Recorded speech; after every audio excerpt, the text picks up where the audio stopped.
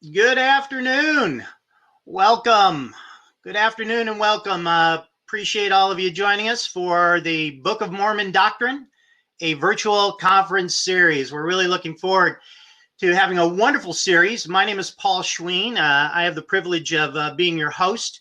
I'd like to open up by just sharing with you a few opening remarks, and then we will move on to our speakers. I'm going to share my screen.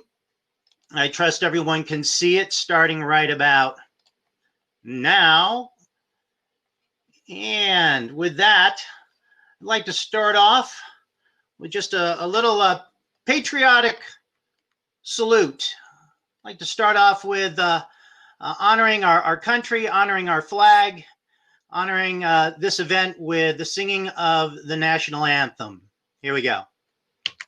Oh, say, can you see by the dawn's early light what so proudly we hailed at the twilight's last gleaming, whose broad stripes and bright stars through the perilous fight o'er the ramparts we watched were so gallantly streaming, and the rockets ran clear of bombs bursting in air, gave proof through the night that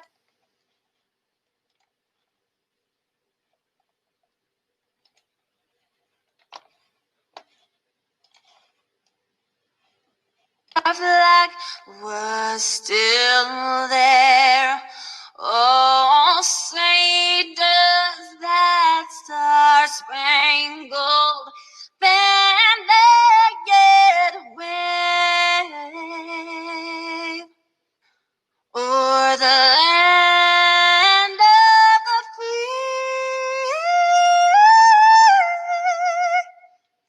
and the home of the brave.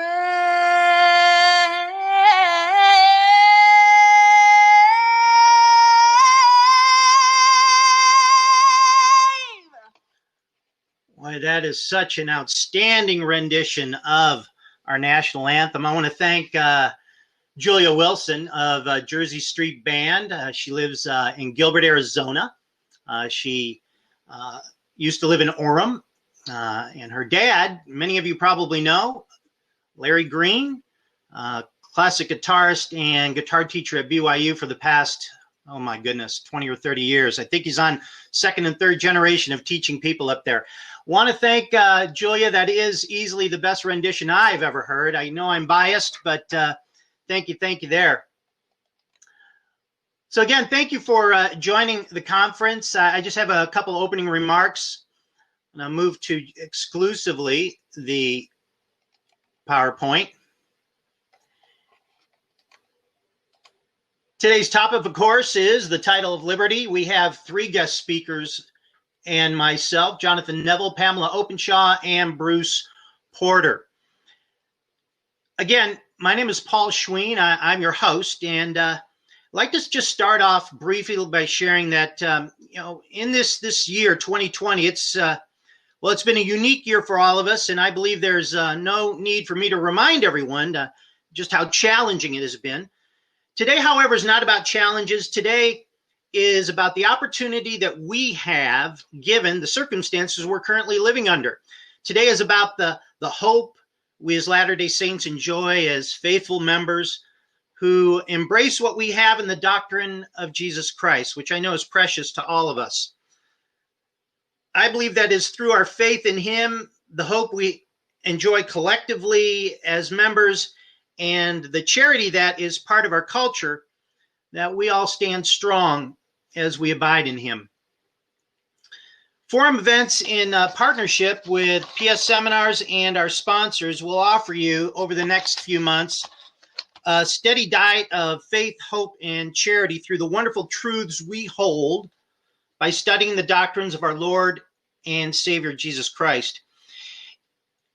I often have to remind myself it's his doctrine and his truth, and they are eternal truths that have obviously withstood the test of time. So with these truths, they are there for all of us to have, and quite frankly, all we need to do is step up and partake. This platform, by the way, has the ability to deliver just that.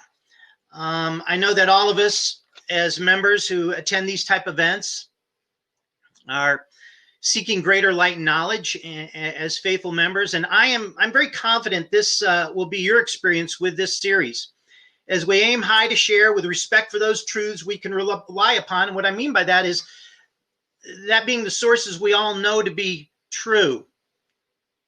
I'm talking about our standard works, the words of our prophet Joseph Smith Jr., and of course the testimony shared by our past prophets while they were prophets of our church.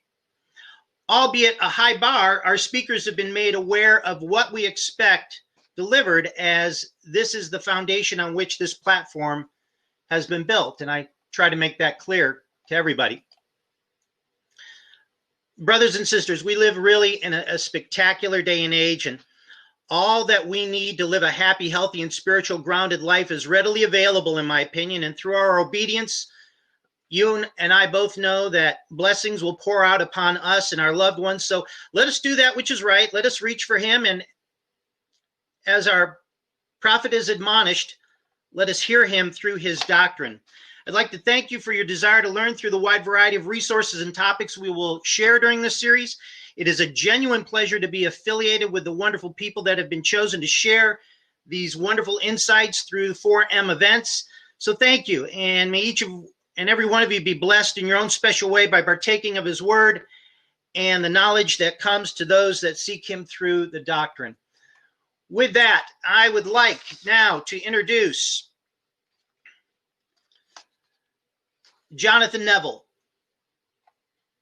Jonathan is a very interesting and powerful. I'd like to use that word if I may, Jonathan. How you doing, Jonathan? I'm doing great. Good to see you. Hey, thanks for joining us. When I was picking out different authorities to subscribe to this high bar that we've set, I noticed that in your introduction, which I'd like to share, you've been a lawyer, a businessman, an educator, an author who has written well over 40 books, if I understand correctly. That's right. You've studied church history and the Book of Mormon for decades, and you've authored some pretty interesting blogs as well. So you've been doing this for quite some time as far as research is concerned. Agreed? Yeah. Well, this became quite apparent. By the way, this became quite apparent to me when I read this book. I tell you, this one was a game changer for me. And I know, some of your other books are as well. But The Lost City of Zarahemla, I don't want to be overly enthusiastic, but I'd say that can change church history. Would you agree? That's what people tell me. I think it does. It's a different look for sure. Well, I appreciate it. I'm sure at some point in the future we'll have you on to talk about that. But let me finish with this. For the last 25 years, you've lived mostly in Utah. You've lived in Europe, the Philippines, my gosh, California, Arizona, New Mexico, Navajo, Washington. I mean, you've been everywhere. And I guess in 2008, you and your wife even went into Africa. Is that correct? In China? Actually, that was last year, 2018. And finally, one of the people whom I really hold in high regard, Tim Ballard, author of Lincoln's Hypothesis, among other books, says about you that Brother Neville's book titled Moroni's America is a definite game changer. Hey, he used the same language I did, or did I use his language? I don't know. But hey, it is really indeed a pleasure to have you. And I think I'm just going to turn the time over to you and let you share a few pearls of wisdom. All yours. Good. All right. I'll share my screen here when I get a chance or when it comes up. But I'm happy to be here with everybody today. It's always a pleasure for me to be able to share these principles of the gospel and different aspects of them. This one in particular, because let's see, it should be sharing the screen there. On mine it's sharing the screen, so I hope yours can show up on the main screen there, if they're working on it. So anyway, there it is. Okay, when Paul asked us to talk about the standard of liberty, I thought immediately about this quotation that I got that we're going to discuss in a few minutes. The liberty of righteousness, because really, in my view, that's what the standard of liberty is all about. Certainly, there's political aspects of it, the government and so on, but it's really the liberty of righteousness that we're going to discuss. And I've had involvement with this through being a lawyer. I was in the military, in the Air Force for a while, lots of different ways. Here's where the original quotation comes from. This is from a theologian named James Hervey. And we're going to talk a little bit more about him later on this afternoon.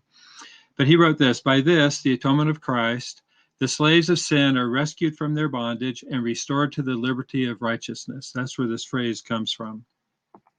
And then also Joseph Smith, he wrote this about his own background. He said, "It is a love of liberty which inspires my soul. Civil and religious liberty were diffused into my soul by my grandfathers while they dandled me on their knee." And this is what leads into my outline today of what we wanted to discuss. I have these 5 basic concepts that I want to be able to cover with you today. And they are signing the founding documents, the title of liberty, the land of promise, the liberty of righteousness, and then Joseph Smith, the preparation of a prophet. So with that, let's go to the next slide here. And we're juggling these slides a little bit. There we go.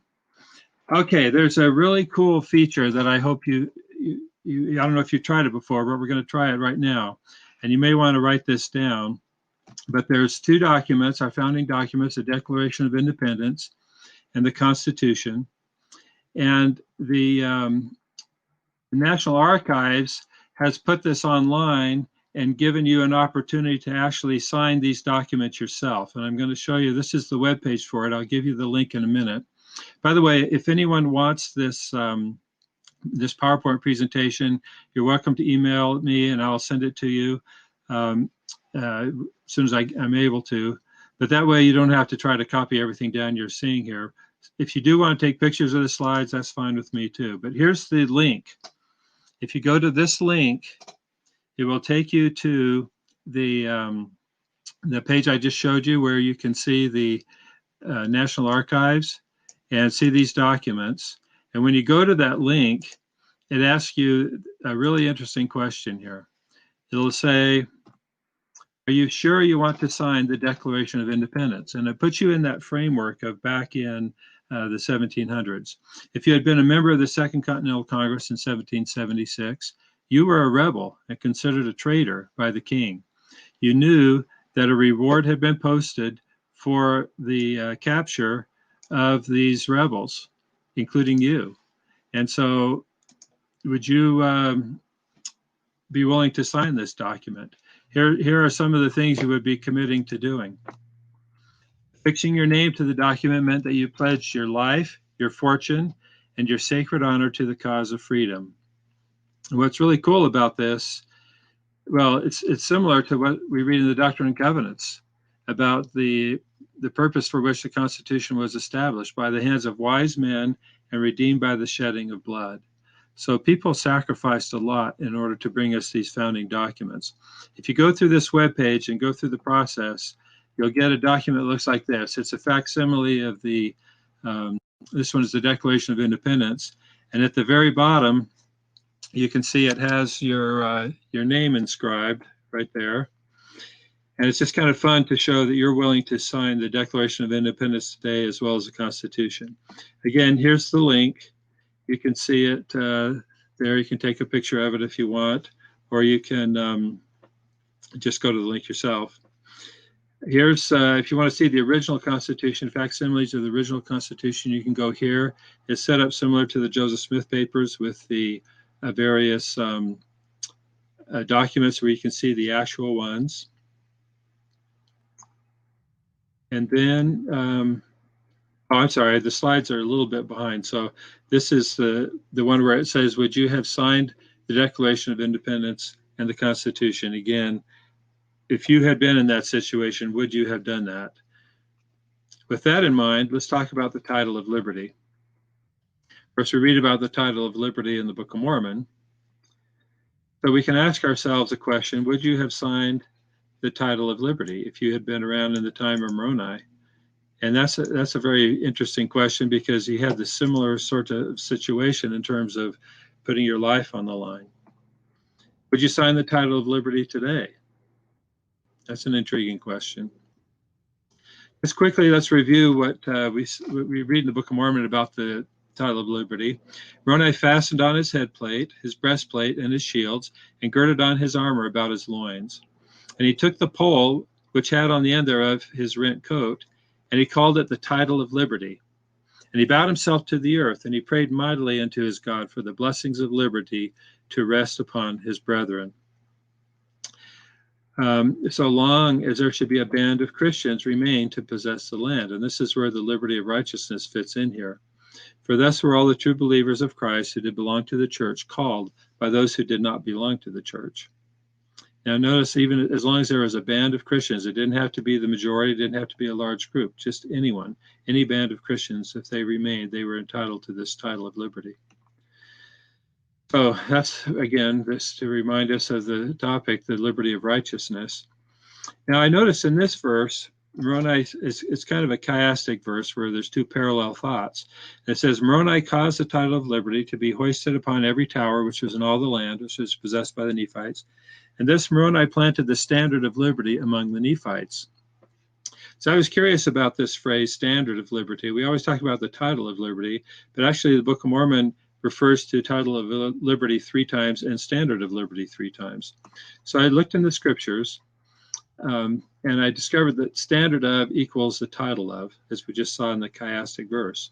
So standard of in the scriptures, we find this occurrence. 8 times it's in the Old Testament, 3 times in the Book of Mormon, and once in the Doctrine and Covenants. So I went to look in the Old Testament. Here's a verse from Numbers. I won't read the whole thing, but you can see every man of the children of Israel shall pitch by his own standard with the ensign of their father's house. And then next verse, and on the east side toward the rising of the sun shall they of the standard of the camp of Judah pitch throughout their armies. Alternative translations of these are, there shall be those of the banner of the camp of Judah, or the armies led by Judah will camp under their flag. So clearly when they were talking about a standard, it was a banner or a flag. And this is kind of the definition of the original Hebrew. The word for his own standard means to put up the flag, is use of a troop with banners. The standards provide a visual rallying symbol for each camp when stationary and on the move. And both standard and ensign speak of flags. So I wanted to show you what this may have looked like. Here's an illustration of the camp of Israel, and you can see the different tribes arranged around the tabernacle. Here's a close-up, and you can see each one of these had a flag on it. So the Jewish tradition was that these 4 standards consisted of a lion, an eagle, an ox, and a man.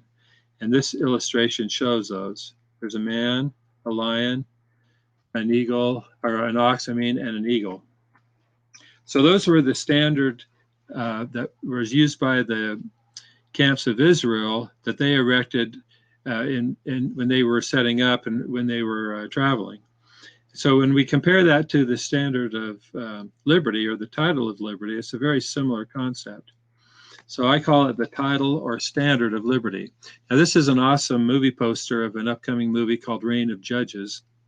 It's, as I understand, it's nearly in production now. They've produced some trailers of it, which you can Google and find these. But I wanted to talk just a little bit about some of the artwork that's been used to portray the title or standard of liberty. This is a very dramatic one, of course, with Moroni there with his armor on, and shouting and holding up the banner. There's a lot of different artist interpretations of this standard or title of liberty. I like this one. It shows Moroni as he's praying after he has written the words on his title or standard of liberty, as he's getting ready to go out among the people. You can see he's very contemplative. In this one, it's a younger Moroni, I think, and he's kind of not as heavily armored. This one seems a little more realistic, maybe. I don't know. It's hard to say. It's all an artist's depiction. But I like this because of the determination in his face as he's looking at us. It's as if he's asking us, would you also sign this title or standard of liberty? Good question for us to each consider. This is the famous one by Arnold Freeberg, where he has Moroni with his armor and all the swords around. We've all seen this one. This one's a little more impersonal. He's just standing almost as a sculpture here. But it's a very dramatic one that I'm sure we're all familiar with. Here's another one where it's showing a young Moroni about kneeling and bowing in prayer before he comes before the people. This one is a more active, dramatic rendering of showing Moroni shouting with the standard, rallying everybody to join him. And this one has a lot of energy, which I think is what we can picture ourselves seeing Moroni yelling out, calling people to join him. This one is a more heroic sort of a depiction. And I like this because it shows him on the walls of the city. It's kind of in a North American setting here with the towers out of wood and so on, which of course I appreciate, as most of you know. But I like this there's a lot of symbolism in here we don't have time to go through, but it's a cool way to depict each of us. Are we willing to stand on a wall and defend our freedoms? This one is this new style that you've seen these pictures of. And it's kind of a cool style, this cubic style of art that shows a different way to depict all these events. But this one, again, emphasizes the energy. And you can see in the back there's other banners and other people being involved with it. Here's one that I like. It shows kind of a spiritual element of this whole standard of liberty. And well, I'm not going to take a lot of time to go through all these. We don't have enough time, but this is the Maneuver Tykert one, which is very interesting. It has a horse with chariots and has a lot of people aroused, but it's more sedate also, maybe more contemplative. So, and in the back, the words are written in English, according as they were in the Book of Mormon. Okay, so moving on, that's my discussion of the title of liberty. I'm sure the other speakers today will talk about it more. We also want to talk a little bit about the land of promise. And one thing I like to consider is there one word for America that you can think of? If we were all live responding, you'd probably give me various ideas. But here I'm going to just suggest the word impossible. One word for America is that it's impossible. When you look at world history, the idea of a country dedicated to liberty and freedom really was impossible throughout most of human history. There's other aspects of American history that have been impossible. Just the way the Pilgrims came to the Massachusetts area. Here's the first Thanksgiving. All of these things were impossible if you look at it kind of rationally. Here's the Declaration of Independence, the whole Founding Fathers, Constitution. All that was really impossible. The idea that these men would even fight against the greatest military power in the world, but yet declare their independence, knowing what they were going to be sacrificing, and like we talked about at the beginning, their sacred honor, their fortunes, their very lives. And we have to ask ourselves, would we be willing to do this today? There's the beginning of the Civil War. All the people that joined, those stories. Washington, of course, on the Delaware. These things are really impossible. Abraham Lincoln in the Civil War, with the way he managed to keep the country together and fight for the freedoms, really, of the people. This is the first skyscraper ever built. I just put that in to kind of symbolize the economic and technological things that have happened in America that were seemingly impossible until they were done. Here's World War II, and we know the stories of valor involved with World War II. Again, another fight for freedom in foreign lands in this case. Landing on the moon was another symbol of our technological and scientific ambitious activities that really were impossible or thought to be impossible. Now, how about this? The restoration of the gospel.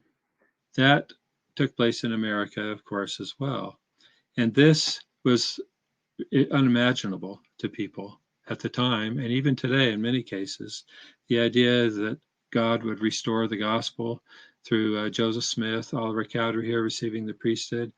These things are seemingly impossible, but they really happened. They really occurred. And that's why we want to talk here about the land of promise. President Nelson made a really important statement in one of his conference addresses when he said that I know that good inspiration is based upon good information. So we want to know what kind of good information do we have to base our inspiration on. This is a bunch of links. I'm going to skip over this because you can get these if you email me. But President Romney talked about America being a promised land in a talk called America's Destiny. And I'm just going to read some parts of it that we can review. He said, among the questions frequently raised in connection with our upcoming national bicentennial, this was in 1975, he said this, is can we maintain our basic freedoms, peace, and prosperity for another 200 years? The answer to this question is yes, if we shall individually repent and conform to the laws of the God of this land, who is Jesus Christ. It is my purpose in making these remarks to point out from the record of ancient inhabitants of America that the foregoing decrees have been carried out. In the western part of the state of New York, near Palmyra, is a prominent hill known as the Hill Cumorah.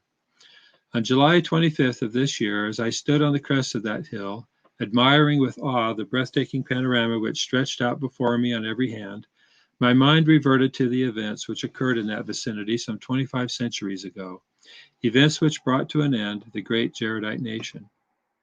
As I contemplated this tragic scene from the crest of Cumorah and visited the beautiful land of the restoration as it appears today, I cried in my soul, how could it have happened? Pursuant to this decree concerning the land of America, the Jaredites were swept off in the manner we have reviewed, because, rebelling against the laws of Jesus Christ, the God of the land, they ripened in iniquity. Nor were they the only people who anciently were divinely led to this choice land, to grow in righteousness, to be a mighty nation, and then to deteriorate in wickedness until they had ripened in iniquity and were, pursuant to God's decree, swept off. This second civilization to which I refer, the Nephites, flourished in America between 600 BC and AD 400. Their civilization came to an end for the same reason, at the same place, and in the same manner as did the Jaredites. From the account of their death struggle, I quote, and now, says Mormon, their historian, I finish my record concerning the destruction of my people, the Nephites. It came to pass that we did march forth before the Lamanites to the land of Cumorah. And when we had gathered in all the remainder of our people into the land of Cumorah, my people, with their wives and children, did behold the armies of the Lamanites marching towards them. And with that awful fear of death which fills the breast of the wicked, they did wait to receive them. President Romney continued, the tragic fate of the Jaredite and Nephite civilizations is proof positive that the Lord meant it when he said that this is a land of promise, and whatsoever nation shall possess it shall serve God, or they shall be swept off when the fullness of his wrath shall come upon them. And the fullness of his wrath cometh upon them when they are ripened in iniquity. So Cumorah has become an issue. We're not going to get into that here, but I just want to remind you a little bit about Cumorah and the teachings of Joseph Smith and Oliver Cowdery about it. Most of you listening to this are probably familiar with letter 7, so I'm going to skip over some of this. Interest of time, I'm going to skip down here to the next topic, the liberty of righteousness. This one is, again, the topic of this presentation, but it's a very important thing for us to think about, because everything we talked about, the promised land that President Romney talked about, that the scriptures discuss about the covenant with the land, it involves liberty, but it's a liberty of righteousness. And getting back to this comment by James Hervey again, he emphasized how the Lord has restored us to the liberty of righteousness. And again, in the Doctrine and Covenants, where it talks about the Constitution, the Lord said that every man, for the purpose that was established, the Constitution, was that every man may act in doctrine and principle pertaining to futurity, according to the moral agency which I have given him, that every man may be accountable for his own sins in the day of judgment. So the whole notion of liberty and the Constitution really, it revolves around the idea of righteousness. Again, President Nelson talked about good inspiration being based upon good information. And he made a very important statement, and this was in the April Ensign of this year. He said, the choice to come unto Christ is not a matter of physical location. It is a matter of individual commitment. And here I want to just kind of explain a little bit. When the Book of Mormon talked about the land of promise and the covenant with the land, that was, of course, the land of the Jaredites and the land of the Nephites. President Romney applied that to us in our day as well. But President Nelson has pointed out that the choice to come to Christ is not a matter of physical location. All members of the church have access to the doctrines, ordinances, priesthood keys, and blessings of the gospel, regardless of their location. People can be brought to the knowledge of the Lord, 3 Nephi 20:13, without leaving their homelands. This is very important for us all to remember and think about. This is a depiction of the temples around the world. And you can see they're all throughout the world, Africa, Australia, Asia. There's more that aren't even on this chart that I didn't put on here. But there's members of the church all around the world who all can enjoy this, this liberty of righteousness that we're talking about. I want to show you here, this is Southeast Asia, well, China and India. These are some of the places that we visited earlier this year, where we visited members of the church and church buildings and had different activities here. We were living in China. Went too fast. Okay, we were living in China. They're near Shanghai. But when the semester was over, we went down to Laos and Myanmar and Sri Lanka, all these places. And I just want to show you kind of how the church appears throughout the world. This is in Macau, which is near Hong Kong. It's part of China. But this is the branch of the church in Macau. And I put this slide so you can see that the name of the church is written in all three languages, English, Chinese, and Portuguese. And in the upper left here, I have a picture of a class that was taking place there. These are members in Laos. And we had, Beverly and I were in the back there, my wife and I. But these were wonderful, really great members of the church who, even though they're living in a communist country, they can enjoy the liberty of righteousness. It's beautiful. Here's in Myanmar. We don't think too much about, but the church is established there doing wonderful things, particularly with welfare projects, humanitarian projects. Here's in Sri Lanka. Here's a sister that here's in Australia. We had a few down there. I want to show you real quickly that we visited. More members of the church and chapels all set up everywhere. The temple in Perth, another building in Australia. And I show you that to show you the fulfillment of what Joseph Smith said about what was going to happen in the future. This was in 1842, what we call the Wentworth Letter. And he said, our missionaries are going forth to different nations, and in Germany, Palestine, New Holland, the East Indies, and other places, the standard of truth has been erected. No unhallowed hand can stop the work from progressing. Persecutions may rage, mobs may combine, armies may assemble, calumny may defame, but the truth of God will go forth boldly, nobly, and independent till it has penetrated every continent, visited every clime, swept every country, and sounded in every ear. That's what we just saw in the pictures I showed you from Southeast Asia, Australia, New Zealand, even China. The truth of God is going everywhere, and it will continue to penetrate every continent. And then, as he said at the end here, till the purposes of God shall be accomplished, and the great Jehovah shall say, the work is done. Now, let's talk for a minute about the preparation of a prophet, Joseph Smith. This has been a really fascinating study of mine for the last little while here, more than a little while, for a couple of years as I've been involved with other things. I've always come back to this because I was fascinated by the idea of how did the Lord prepare Joseph Smith?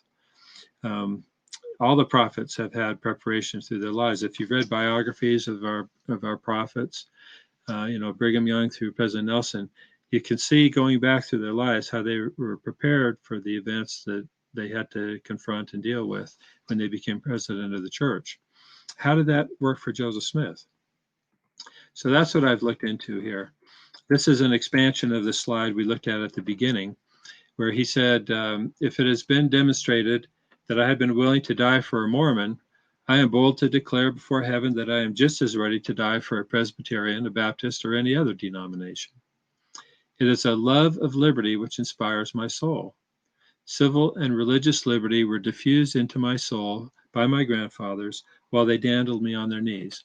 So there's a few key things here I want to focus on. He had a love of liberty that he said inspired his soul, but he also said that civil and religious liberty were diffused into his soul by his grandfathers. And I was curious, and I went back to look at his early years. In fact, one time later in his life, he had a visitor come to visit Joseph Smith. And the man asked him to tell the whole story of the restoration. And Joseph said he started from the time he was age 6 and explained the restoration. And I thought, why did he start with the age of 6? How did that have anything to do with it? We always hear about the restoration starting with the first vision. But that's not how he framed it. He said it was started when he was age 6. So as a preliminary to understand Joseph Smith, we know there was a prologue and a restoration. First, there would be an apostasy from the church that Christ set up. Then a place of restoration would be prepared, and then Joseph would be prepared. So again, getting back to President Nelson, we always want to focus on what kind of good information do we have. Christ's ministry, of course, he came into the world to do 3 things: preach the gospel, establish the church, and atone for the sins of the world. Then after Christ, the apostles received the priesthood. They led the Lord's people after Christ, and they maintained doctrinal purity through revelation up to a point. Then there was a great apostasy. Christ's church was persecuted. The apostles were killed. The doctrines were changed, and that led into the Dark Ages. And then the restoration, as we talked about before, the seemingly impossible event that after 1,000 years, the gospel and the church were restored through Joseph Smith in our day. Brigham Young said something here that was very interesting that gives us some insight into how he and the other early Latter-day Saints, but even Joseph Smith, were prepared. He said, before I heard the gospel, I searched diligently to know and understand whatever could be learned among the sectarians respecting God and the plan of salvation. It was so with the majority of the Latter-day Saints. And if you read through their journals and early church history, which I've done a lot of, and many of you have, I'm sure, you know that they were very familiar with the Bible. Most of them had been active participants in whatever churches and traditions they came from. And like Brigham Young said, he searched diligently. He searched diligently to know whatever he could learn from the sectarians about God and the plan of salvation. Then he went on to say that the Christian world are deficient in these matters, and many among them who believe the Bible was true have felt this. In other words, they knew the Bible was true, but they knew that they were missing some knowledge. Martin Luther, John Calvin, John Wesley, and the other great reformers and revivalists have felt this and have had the spirit of conviction upon them that God was going to reveal something or other to his creatures. So they all had intimations of the future, that something was going to happen. I'm not going to review all the bios of all of these, but I'm just going to remind you of some of the early Christian theologians and people who wanted to make the Bible available to more people and also to seek to recover the truth. Martin Luther, the first one was John Wycliffe. Martin Luther, John Calvin, who, if you probably know about him. Another one was John Wesley, very influential. Elder Holland gave a talk some years ago about this, and he said anxiety and expectation regarding the need for divine direction was not uncommon among these religious reformers who set the stage for the restoration of the gospel. In other words, they had an expectation for something, just like we read Brigham Young talked about, that these early reformers expected something to happen in the future. Elder Holland said one of the most famous of the New England preachers, Jonathan Edwards, said, "It seemed to me an unreasonable thing to suppose that there should be a God that has so much concern for us, and yet that he should never speak, that there should be no word from him." So Jonathan Edwards, this is one that maybe many of you may not have heard about, but I'll just briefly explain his biography. As you can see, he lived only 55 years, and that's because in the later year or two of his life, he was asked to become the president of, I believe it was Princeton. And he went to the university, and they were having a smallpox. They had developed a smallpox vaccine, but people were afraid to take it. Doesn't that sound familiar to today? And in order to set the example for the university faculty and students, he took the vaccine.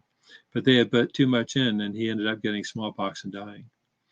But before, even though he only lived 55 years, he was a brilliant theologian, and he was a minister of a church.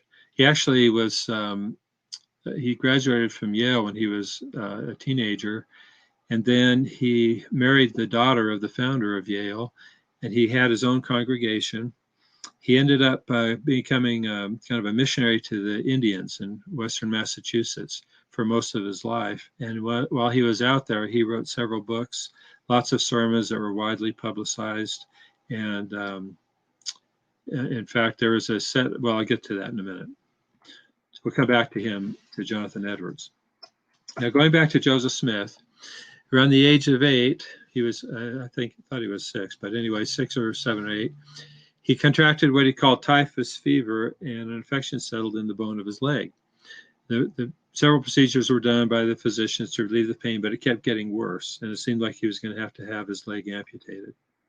So these are some of the surgical instruments they had at when they were doing this operation on Joseph Smith. They look fairly gruesome today, of course. But Nathan Smith was the only physician that was capable of doing the procedure. And he had been developing this procedure to treat these bone infections. And his procedure was able to save Joseph Smith's life and perhaps his leg, his leg and perhaps his life. I'm sure you're all familiar with that story. It's what happened next that I want to talk about for a minute. Joseph's family sent him with his uncle Jesse to Salem, Massachusetts to recover near the coast. Salem, Massachusetts was where many of Joseph's ancestors had lived when they came over from England.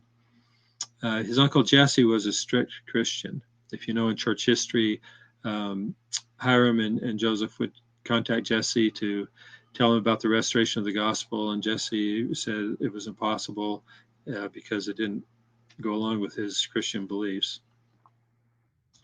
Now, Lucy Mack Smith wrote this. She said, Joseph, now began to recover, and when he was able to travel, he went with his uncle Jesse Smith to Salem for the benefit of health, hoping that the sea breezes might help him. But when he was down there, he was there for quite a while. We don't know exactly how long. But I noticed this, that in Salem, Joseph spent when he was laid up in bed recovering from this leg surgery, there had been a series of 4 sermons to young men that had been preached by this minister Samuel Dean in Falmouth, Massachusetts, but they were printed and sold there in Salem. And because his uncle was such a devout Christian, I surmised that what if his uncle got these 4 sermons and gave them to young Joseph Smith, or read them to him, but gave him to read while he was recuperating. He couldn't do anything else really except read. And so here it was printed in Salem, right where Joseph Smith was. Here's what it looked like, the publication itself, or a similar publication. They used to publish the sermons as little pamphlets that they would distribute. And here's an example of what I found very interesting as I've gone through these things, because I wanted to understand how Joseph Smith was being prepared to be the prophet. And when he was laid up in bed recovering from his leg surgery, I thought to myself, well, if he did read Dean's sermons for young men, how would that have come out later on in life? And so in this little excerpt, the red are words and phrases that appear only in, they're non-biblical phrases. They don't appear in the Bible, but they do appear in the Book of Mormon, Doctrine and Covenants, and Pearl of Great Price. And so the green are phrases that appear in both the Bible, the King James Version, and in the LDS scriptures. And so when you look at this simple one, I guess I'll go ahead and read it in case you all can't see it. But if you notice this, there's a lot of these this terminology and phrasing that Joseph would have incorporated as a young boy, just like all of us. Whenever we are reading something, that becomes part of what I call our mental language bank. It enters into our mind. So here's this sample from Samuel Dean. Can you entertain any doubt whether the present state is a state of probation for another and a better world? Again, the ones in red, state of probation and better world, are not biblical terms, but they are found in the Book of Mormon. Why are the Holy Scriptures given you? Why are professedly designed and which are professedly designed and shew you the way to eternal happiness and make you wise unto salvation? Why are ministers ordained and commissionated to preach faith and repentance and universal holiness? Why does the Holy Spirit of God strive with you? And why does conscience demand it of you, that you seek and serve God continually? You are assured in Scripture that you shall receive in the eternal world the things done here in the body. Surely then, the work God allots for you to do here is to prepare for an happy futurity. So I picture Joseph Smith as a young boy reading this and thinking about these words and phrases. Here's some more examples that I won't take the time to read here, but you can see there's, in this case, Dean was giving a sermon about I think it's on the 4th of July, and he was talking about our government. And he talked, the genius of Columbia was one that a term they used for America. And he referred to it as fair as the moon, clear as the sun, terrible as an army with banners, which he recognized from the Doctrine and Covenants. He talked about the land of liberty, about a plan of government, our freedom, and the wisdom and virtue which are requisite to secure and perpetuate them. So again, you can see here that these are the terms and concepts that young Joseph Smith was learning to prepare him to eventually translate the Book of Mormon and receive the revelations in the Doctrine and Covenants. Now, for 3 years after he returned from Salem, he had to be carried or use crutches, even when they moved to Palmyra. His mother wrote this. This is Lucy Mack Smith. She said, I pursued my journey to Palmyra, but a short time until I discovered that the man who drove the team in which we rode was an unprincipled, unfeeling wretch by the manner in which he handled my goods and money, as well as his treatment to my children. Especially Joseph, who was still somewhat lame. This child was compared by M.H. to travel for miles on foot. So even by the time they moved to Palmyra, Joseph Smith was still somewhat lame from this leg surgery. So unable to work on the farm, at least in Vermont, probably in Palmyra, not as much as the others, at least until he fully recovered. He had plenty of time to read. Here's a map that shows the move from Vermont down here to Palmyra. It was a long trip for them to take, and Joseph had to walk a lot of it, even with his lame leg. Of course, we all know that Joseph read the Bible. This is a great illustration of the cabin that they were living in at the time. Those of you who have visited Palmyra can recognize this scene. But Joseph was a student of the Bible. He talked about that, about how much he read and thought about what he learned from the Bible. Now, this was an interesting thing that I found not too long ago. There's a newspaper in Palmyra called the Palmyra Register, published in, I think it started in 1817, so about 1822, and then it was replaced by another newspaper. But there is an account that Joseph would go into the print shop every week to pick up the newspaper for his father. And one of the issues of the newspaper has a list of people who hadn't paid their bills. And Joseph Smith's father was one of those on one occasion, so we know that he was receiving the newspaper. So I was very curious about how this newspaper might have influenced Joseph Smith as a young boy, as he would go pick up this newspaper for his father. And here it is, Joseph picked up the newspaper for his father every week. And so one section of the newspaper had a list of books that were for sale. And I've gone through this whole list, and I found one called Hervey's Works, 6 volumes. Now, we don't know what Joseph Smith had in his personal library. When in Missouri days, when Joseph was taken off to Liberty Jail, some of the Missourians came into Emma's house and took all of her books. She talked about that later on, that she lost all the books, or almost all the books that she had, and she never made a list of them, nor did Joseph. So we don't know for sure what books they had that Joseph May had taken with him when they left Palmyra to go to Kirtland and then Missouri, and then they were stolen from his house. But these Hervey's 6 works appear on this list from 1818 in Palmyra in the print shop that Joseph visited every week. There, in 1844, there was a Nauvoo Library and Literary Institute established in January 1844. And we have a list of all the books that Joseph Smith brought over. One of those is this one called Hervey's Meditations. This was the same James Hervey that had his books on sale in the Palmyra bookstore.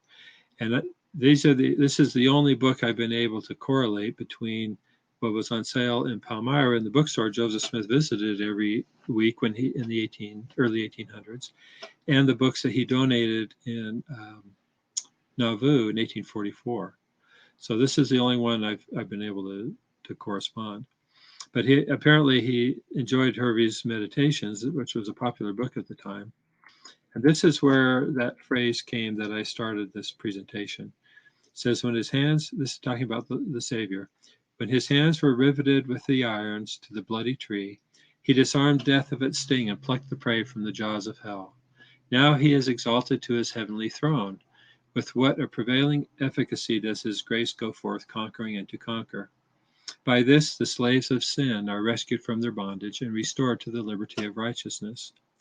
Millions of lost creatures are snatched by the interposition of grace, like brands from the burning, and translated into everlasting mansions, shine brighter than the stars, shine bright as the sun in the kingdom of their Father. Now, I have many other examples of Hervey's writings that have these same phrases, like the Dean book did, that appear in the Book of Mormon, Doctrine and Covenants, and in Joseph's own personal writings as well. I just put this example up here to give you an idea of the type of material that he would have been reading all this time. Now this one, this is where I talk about the translation and language of the Book of Mormon. I have 2 new books coming out that specifically address this in a lot more detail than we can go over today. But I just want to introduce the idea to you here about how this preparation that Joseph had early in his life by reading the works of Dean and Hervey and Jonathan Edwards helped him be able to put the words from the plates into his own language. So these are some of the depictions you've seen of the translation, and there's a lot of different theories about it. Probably don't have time to talk about that today unless you want to in the Q&A later. But let's look at, again, some good information as President Nelson referred to. There are three theories of the translation. One is this idea of ironclad control, that Joseph had no input in the final product. He just read words that appeared on a seer stone or in vision. Another is this idea of tight control, that Joseph had a little room for interpretation, but for the most part, the words were given to him and he just read them off. And the other is loose control, that Joseph merely approximated what was on the plates using his own language. In other words, as I read these three, the first one means he didn't even translate anything. He had no input. The second one, he had very little room, so he didn't really translate that either. But the loose control is what would happen if you were translating a book, just like any other translation.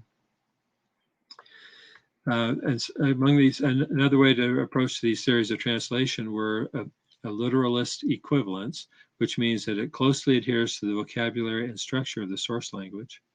A functional equivalence, which means that the translation adheres to structure but flexible with the vocabulary. And the third is conceptual equivalence, which preserves the meaning without regard to specific grammatical structure or vocabulary. And we're not going to get into a lot of these. I'm just trying to give you some background so you can see how I think the Lord prepared Joseph Smith to have this love of liberty that he talked about, and also be able to translate the Book of Mormon into these Christian terms, these profound Christian teachings. In my opinion, Joseph Smith translated the Book of Mormon with the Urim and Thummim, just as he and Oliver said. And as evidence that he actually translated it, the Book of Mormon text is written in his language, after the manner of their language, says in the Doctrine and Covenants, section 124. So let's briefly cover how we learn and use language. Each of us learns language from different sources: our parents, our family, our siblings, and so on, from our friends, schoolmates, society in general, from books that we read, from newspaper accounts. In our day, it would be from the internet, but I'm going back to Joseph Smith's day. How would Joseph Smith have learned language in his day? He has all these inputs. And as we read these things, they come into our minds, and we learn words and phrases and syntax and grammar and all these different approaches. So that's how we learn and use language. And then once these words enter our mental language bank, we're able to repeat them and articulate our own thoughts and express them ourselves. So we have sources, which are words, phrases, syntax, and so forth. And then there's processing, where we recombine them. At least the language experts say you can't say anything that you haven't heard or read before. And, anytime you learn a new word or a new phrase, suddenly you start saying it more often. That happens in your native language, but it also happens when you're learning a foreign language. And that's because as you learn a new word and what it means, you're able to think about how to process that. How am I going to use that in the future? And then you can develop your own speech and writing to express your own thoughts and your own feelings and how you see the world. And then there's a term for these formulaic phrases that we use called chunks, common forms of speech that we're all familiar with. And it's hard to even talk without using these formulaic phrases that we all learn. This is a description of the term chunks, and it's a little small here, so I'll just go ahead and read it. Apologize. I usually don't like to read slides, but in this case, I think it's important to understand what this says. It says, in studies of language acquisition, the term chunk refers to several words that are customarily used together in a fixed expression, such as in my opinion, or to make a long story short, how are you, or know what I mean. Those are all phrases we're familiar with, right? We've all said them, we're used to them. We think of them, these chunks, as words almost. Also known as language chunk, lexical chunk, praxon, formulated speech, formulaic phrases, formulaic speech, lexical bundle, lexical phrase, and collocation. The formulaic phrase has unique properties. It is cohesive and unitary in structure, sometimes with aberrant grammatical form, often non-literal or deviant in meaning properties, and usually contains a nuanced meaning that transcends the sum of its lexical parts. Now, that's a lot of verbiage, I realize. But what it means is that these phrases are single units, they're chunks. Like when you say, to make a long story short, you know what that means. You don't sit down there and have to analyze every word of that chunk. This continues to say, the prefabricated chunks are utilized in fluent output, which, as many researchers from different traditions have noted, largely depends on automatic processing of stored units. In other words, when we learn these chunks of language, we store them as chunks or phrases so that we can draw on them again as we need to express ourselves. So, based on that idea of chunks, we should expect the Book of Mormon that Joseph Smith translated to also consist of chunks of language. And that's what we find. Here's some of the influences that Joseph had as he was growing up that had chunks of language that appear in his translations, his revelations, and his personal writings, which is completely natural. And it's evidence that he actually did translate. Lucy Mack Smith, who wrote a history, included in her history her own father's history, which was Joseph's grandfather. And it's very interesting to go back and read through her father's history. Remember, Joseph said that he learned his love of liberty from his when his grandfathers were dawdling him on their knees. Well, when you read Lucy Mack's account of her father's history, you find a lot of these language chunks that Joseph Smith later used. Jonathan Edwards, I'm going to show a few examples here in a minute.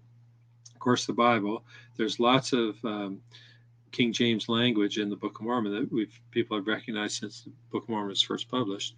Not only long direct quotations like the Isaiah chapters, but also small interwoven examples, which I may have some examples here. Palmyra Register and other newspapers. The Late War is another one that some critics are saying Joseph Smith copied from the Late War, but really the comparison between the Late War and the Book of Mormon, there are several phrases, these chunks of language, that indicate that Joseph probably did read the Late War. It was used for students of his age, and it involved the War of 1812 that took place just about 20 miles north of Palmyra, and not too far from their home in Vermont. So it stands to reason that Joseph would have read that book or been familiar with it and absorbed some of these phrases that would come out as chunks. Here's an example from Jonathan Edwards. He said, I'm going to read these so you can follow along, because in case some of you can't see it very well. He said, after discussing Daniel's prophecy, and thus it is meet that the last kingdom which shall take place on earth should be the kingdom of God's own Son and heir, whose right it is to rule and reign. And that whatever revolutions and confusions there may be in the world for a long time, the cause of truth, the righteous cause, should finally prevail, and God's holy people should at last inherit the earth and reign on earth. Now, I like this because it shows how, as we talked about in the beginning, of how these reformers, Brigham Young and Elder Holland, talked about how these reformers were looking towards the future for the fulfillment of these prophecies. And Jonathan Edwards here was an example of that. Only in this case, he talked about, and this applies to us in our day, whatever revolutions and confusions there may be in the world, the cause of truth, the righteous cause, should finally prevail, and God's holy people shall at last inherit the earth and reign on earth. Okay. Then he went on to say, the future promised advancement of the kingdom of Christ is an event unspeakably happy and glorious. It is represented as a time of vast increase of knowledge and understanding, especially in divine things. Now, doesn't this sound prophetic? This is what has happened with the restoration. Remember, he died in 1857, I think it was. And so or 1757. So he never saw the restoration of the gospel in his own life. but he definitely anticipated it. And as Joseph Smith would read the writings of Edwards and others, the Lord was preparing him to understand the scope of the restoration that would come through him. But the second paragraph here, it is represented as a time of vast increase of knowledge and understanding. Isn't that our day? Scientific understanding for sure, undoubtedly, but he emphasized especially in divine things. And that was the restoration of the gospel with all the blessings that we enjoy. He goes on to say, and God's people in general, this is talking about the future. For Jonathan Edwards, this was in the future. He said, God's people in general have as great a privilege as the high priest alone had once a year, or as Moses had in the mount, a time wherein the temple of God in heaven should be opened, and there should be seen the ark of his testament. So Jonathan Edwards anticipated a time where God's people in general would have the privilege of going into the temple, just like in the days of Israel. Only the high priest could do that once a year. President Nelson has shown us the fulfillment of that. He said, in our time, a whole, complete, and perfect union of all dispensations, keys, and powers are to be welded together. For these sacred purposes, holy temples now dot the earth, as Jonathan Edwards anticipated. The day would come when all of God's people could enter the temple. President Nelson went on to say, I emphasize again that construction of these temples may not change your life, but your service in the temple surely will. And that's, of course, the key point. And that's what Jonathan Edwards was talking about as well, about the future day. For him, it was future when all of God's people would be able to enter the temple. Here, Jonathan Edwards talked about a time wherein religion and true Christianity shall in every respect be uppermost in the world, wherein God will cause his church to arise and shake herself from the dust and put on her beautiful garments and sit down on a throne. That was what he looked forward to. And what do we read in the Book of Mormon? Same phrasing. Moroni 10:31. Moroni said, awake and arise from the dust. He's talking about the Latter-day Church. Awake and arise from the dust, O Jerusalem. Yea, put on thy beautiful garments, O daughter of Zion, and strengthen thy stakes and enlarge thy borders forever, that thou mayest no more be confounded, that the covenants of the eternal Father which he hath made unto thee, O house of Israel, may be fulfilled.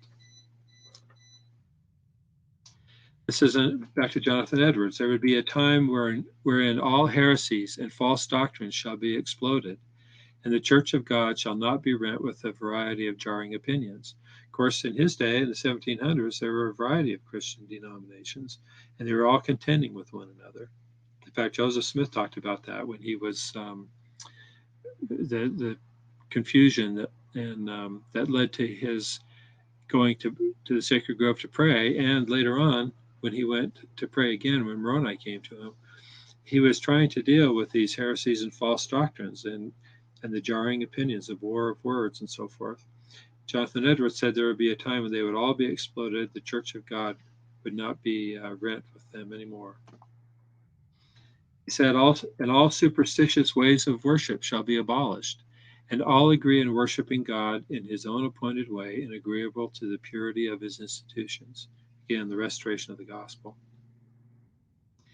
Such being the state of things in this future promised glorious day of the church's prosperity, surely 'tis worth praying for.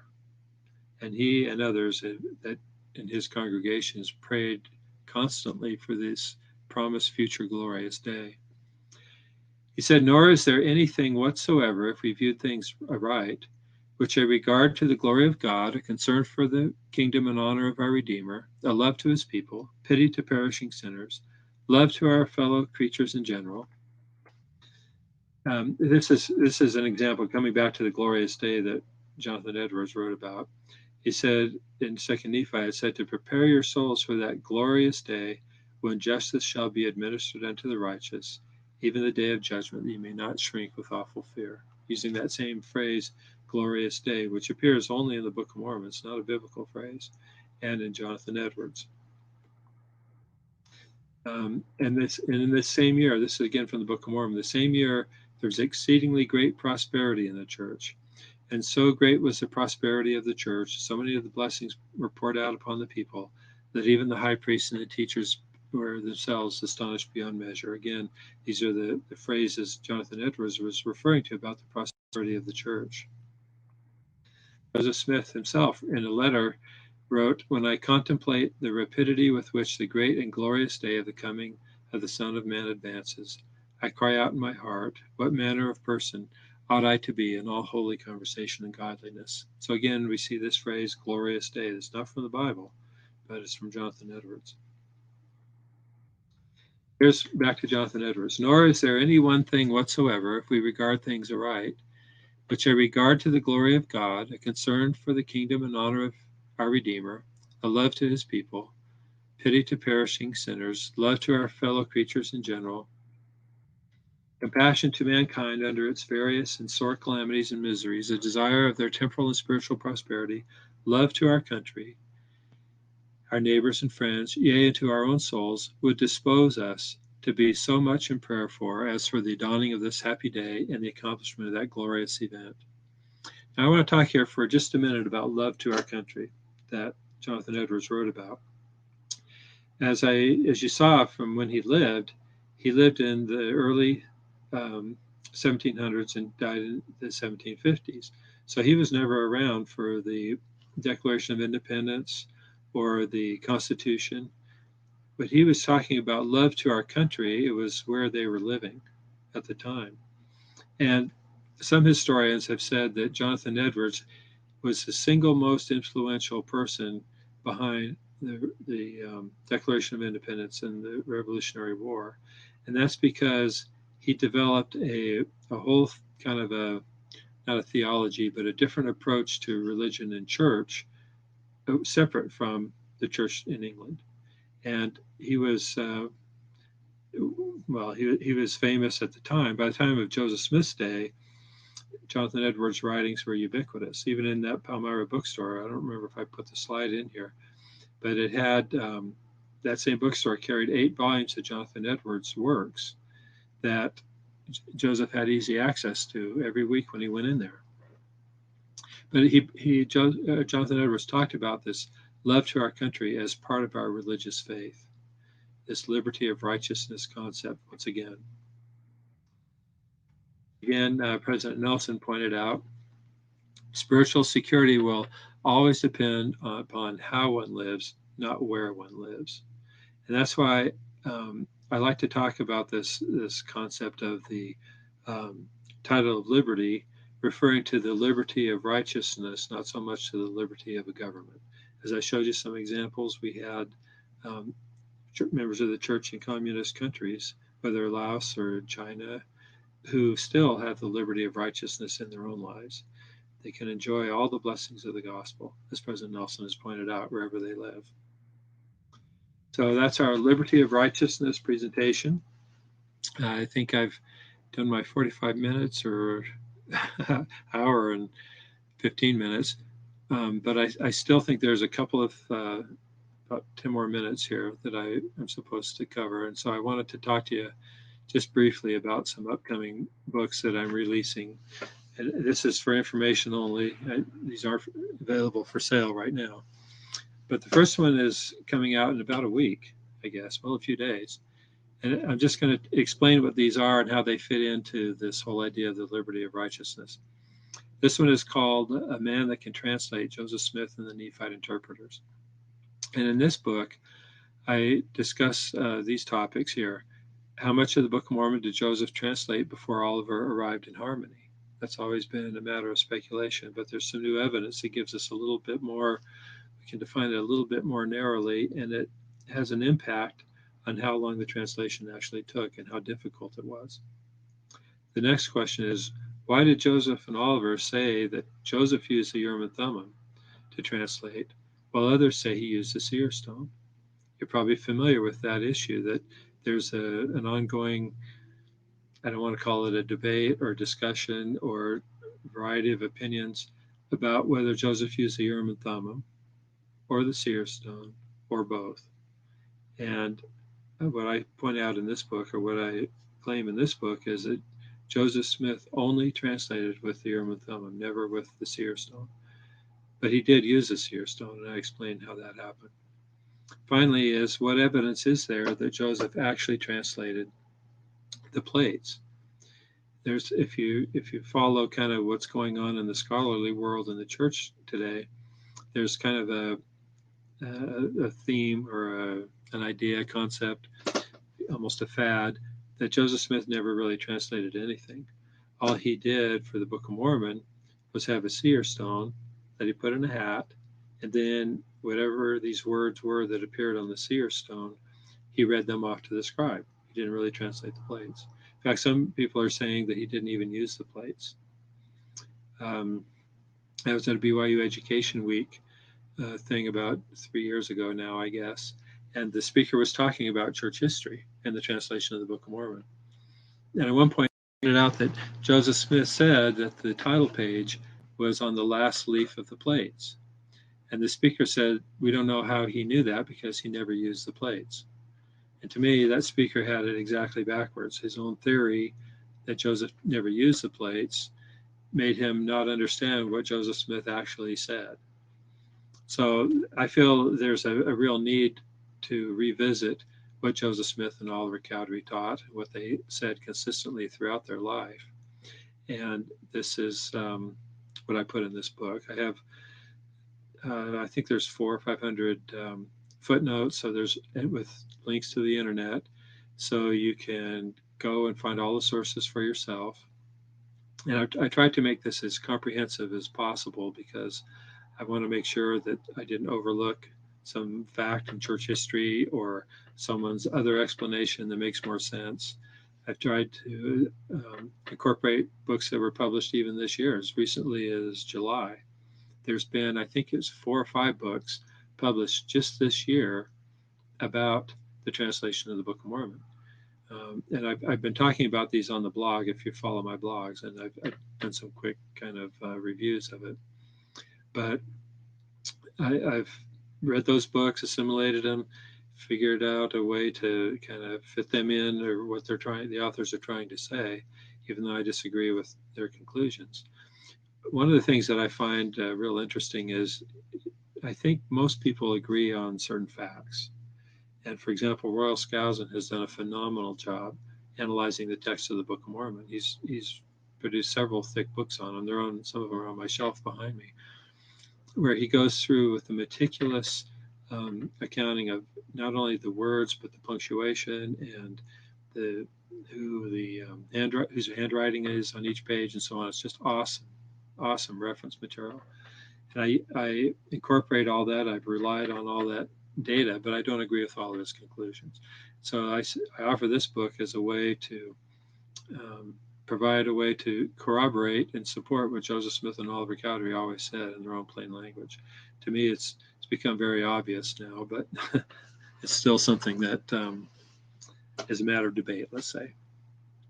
So the next book here is called Infinite Goodness, Joseph Smith, Jonathan Edwards, and the Book of Mormon.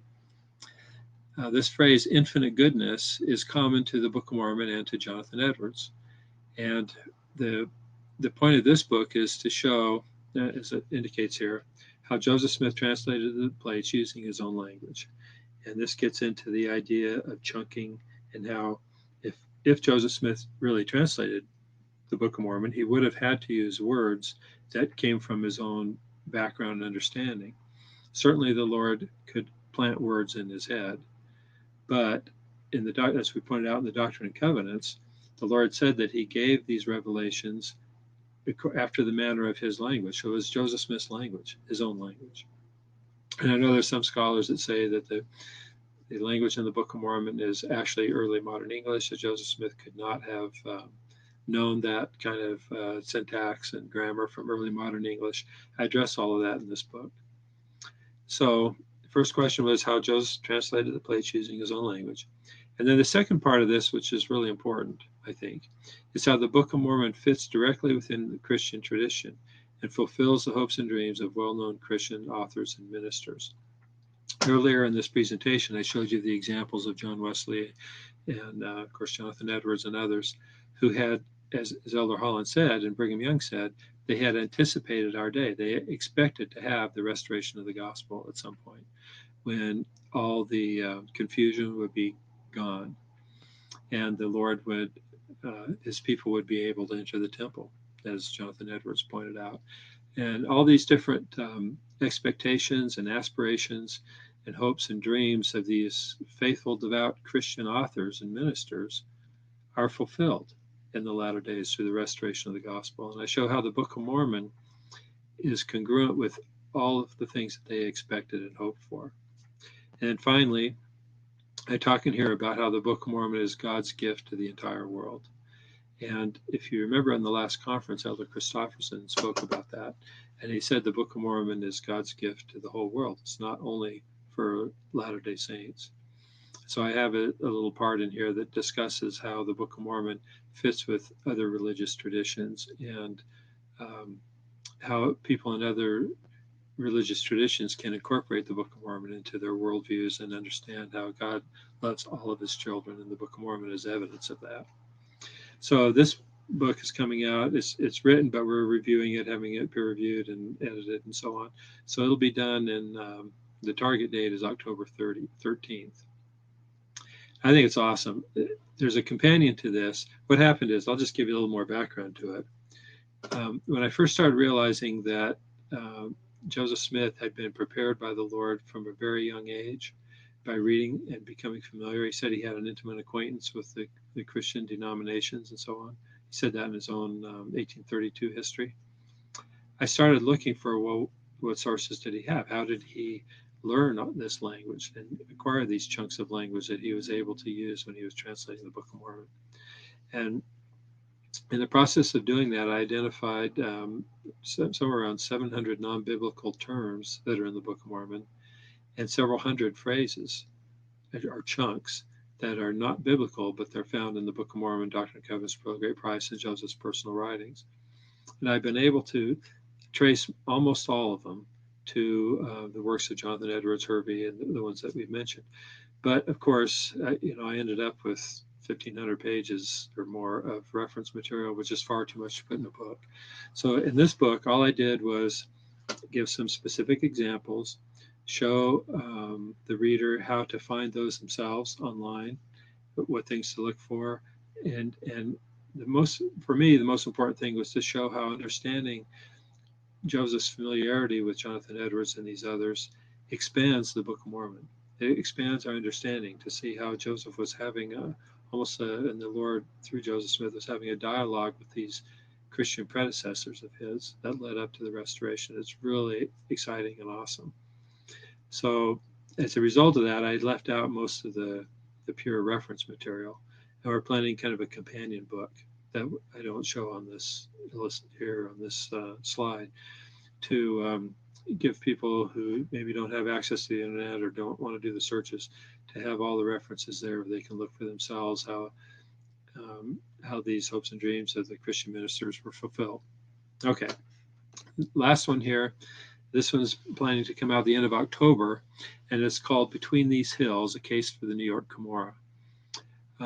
It's a comprehensive discussion that talks about why Oliver Cowdery said it was a fact that the final battles of the Jaredites and Nephites occurred in New York, how the consistent teachings of the prophets about Cumorah has been corroborated by archaeology, anthropology, geology, and so on, and why the New York Cumorah supports the divine authenticity of the Book of Mormon. Those were my objectives.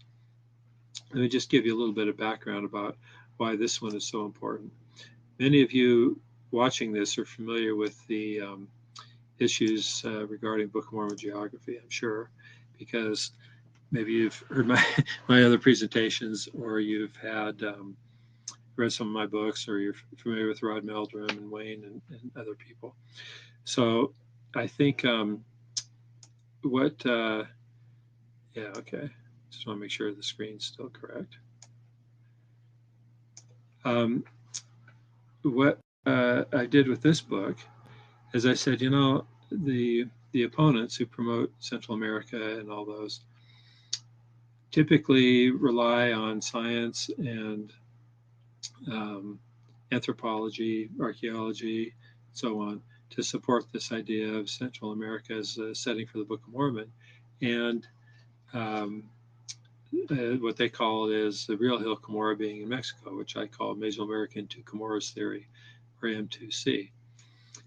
And so for a long time, I've been acquiring various peer-reviewed journals and articles and books about the indigenous inhabitants of North America. What do scientists really know about?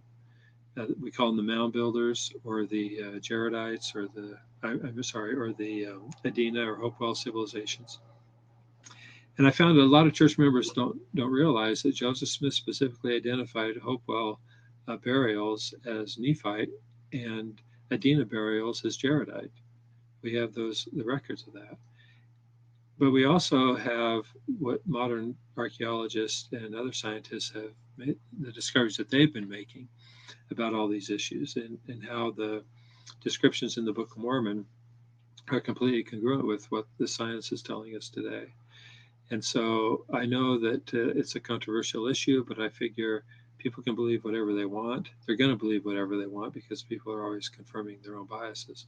But I just wanted to give a more comprehensive analysis and explanation of why the Hill Cumorah in New York is supportable, and it corroborates what Joseph and Oliver always said. You know, there's been an effort apparently to decorrelate what Joseph and Oliver wrote in the Saints book and the manuals and the Book of Mormon films and all that.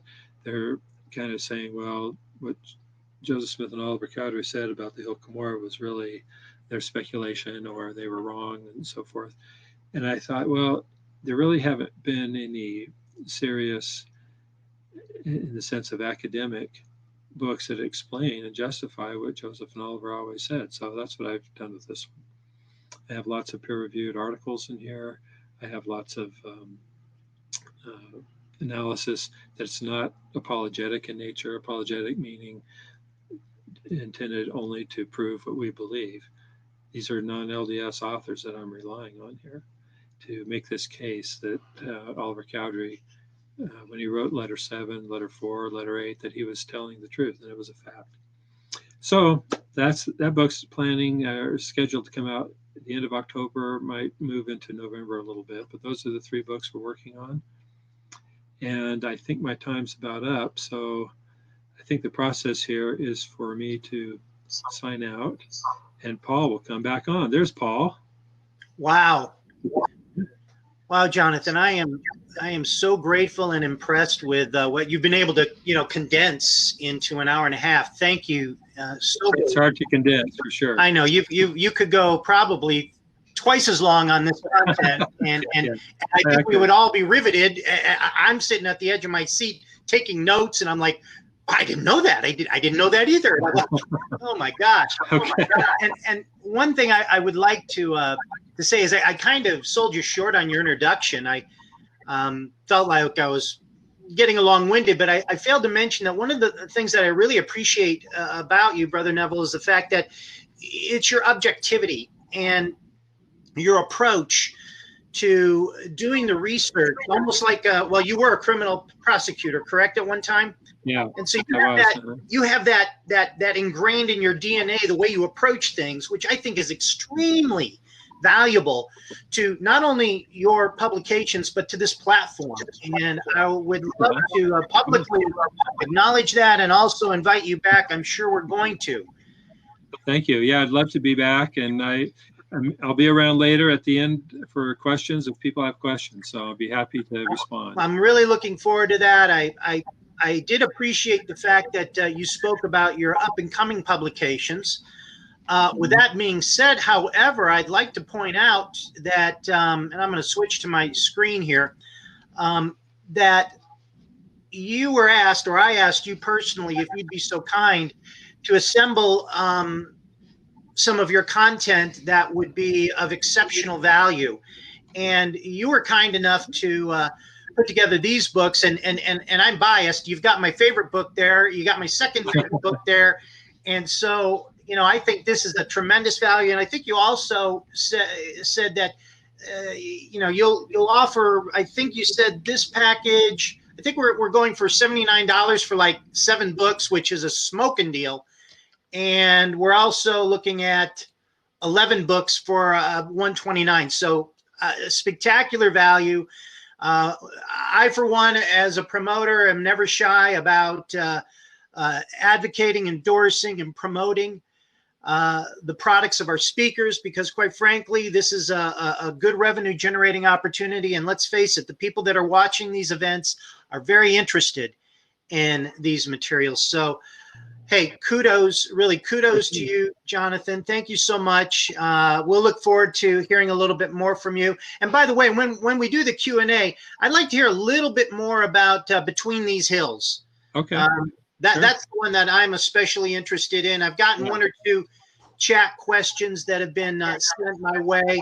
I'll try to incorporate those. I think we're going to only get to 2 or 3 questions per speaker, but yeah, Between the Hills and a little more additional information there would be more than welcomed. Wonderful. Happy to do it. Okay. Thank you, sir. See ya. All right.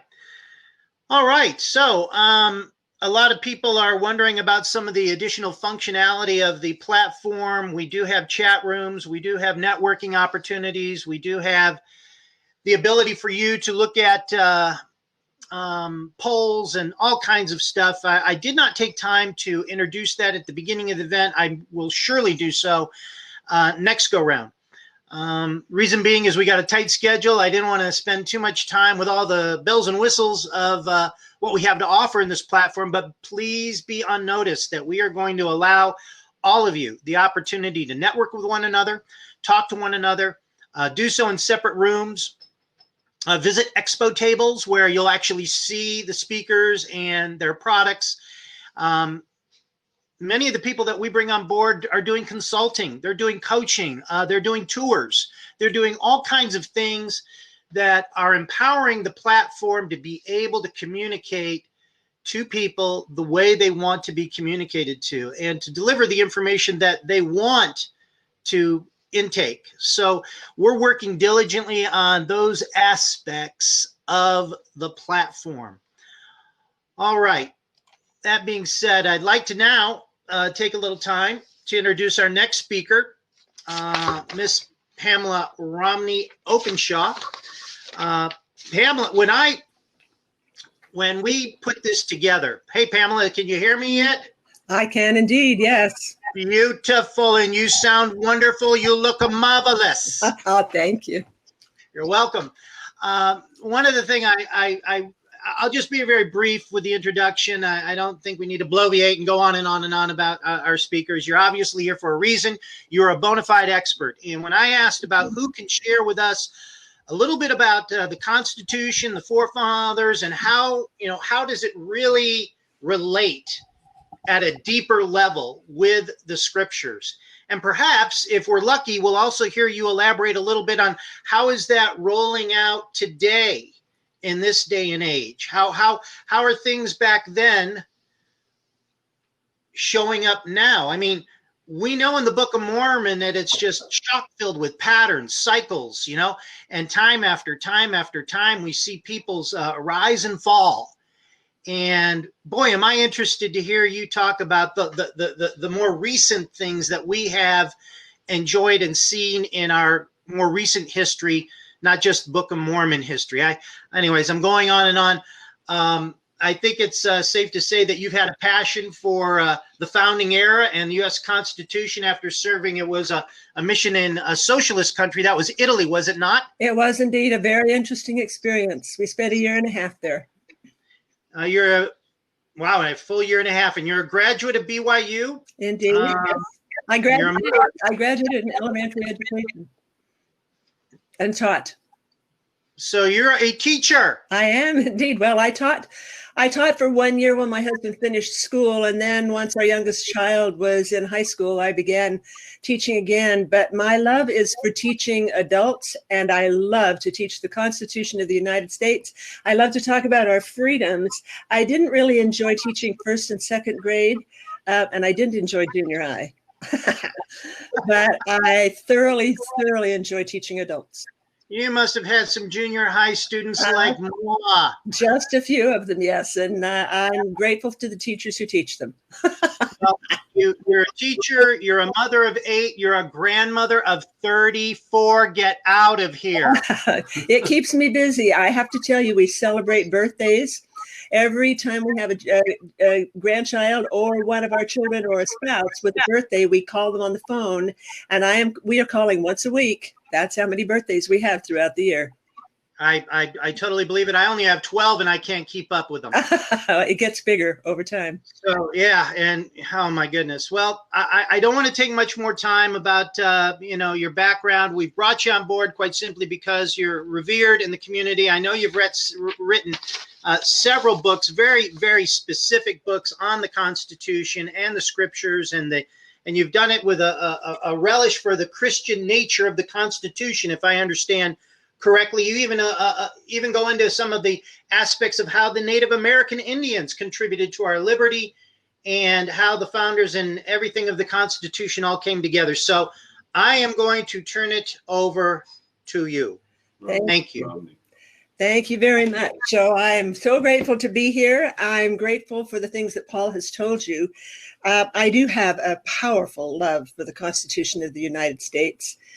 But I also have been spending a lot of time researching the Christian nature of the Constitution. I am so amazed when I hear people who have studied the Constitution more out in the secular world say that the Constitution is a secular doctrine and that it has virtually nothing to do with religion. And I say, I think that you have missed some things as you are reading this beautiful document. And I've also been researching, as you mentioned, the contribution to the Native American Indians. Most people are not aware that our Native American Indians had great impact on the Constitution. And I'll get into that at the close of my presentation. But let me tell you right now that I'm so grateful to be here, and I'm grateful for the topic that was issued to me, which is to talk about the title of liberty, because I love the title of liberty. Of all the stories in the Book of Mormon, this is one of my favorites. And I find myself with a deep reverence for Mormon, whose responsibility it was to abridge the Book of Mormon. This man had so many records to read. We have Joseph Smith stepping forward and telling us that he went into the cave in Hill Cumorah and he saw all of the records that had been left. And we know that they were piled on shelves and on a table and on the floor. And I'm assuming that Mormon had to read a great many of those records in order to be able to condense the story of the Book of Mormon. So in something like 522 pages or so, Mormon has given us what he felt was most important for us to know today. I can't imagine the number of stories that Mormon had to pass by and the number of the decisions that he had to make about, was this a story that people in the last days we're going to need to know, that the children of Lehi were going to need to know in the last days. And so as he sorted and picked, I am so grateful that he chose to give us the story of Amalickiah, this vile individual who tried to take away the liberty and the freedoms of a nation. I'm grateful that we have that, because we are facing conflicts today that are so very similar to the conflicts that Captain Moroni addressed with the title of liberty and the freedoms that were being attacked by Amalickiah. But let me tell you, first of all, a little bit about myself. So you have mentioned that I'm the mother of 8 children. So the gentlemen who are speaking on the program today have had a lot of experience through their professional lives and through their own interests and such that they're involved in, with the research that they've done and the like. But I have to tell you that my life was a little bit different.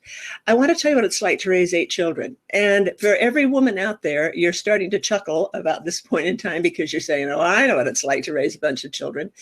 Well, that's the experience that I went through. And we raised those children a good share of the time in Northern Virginia, where the traffic was horrendous and the social pressure was extreme.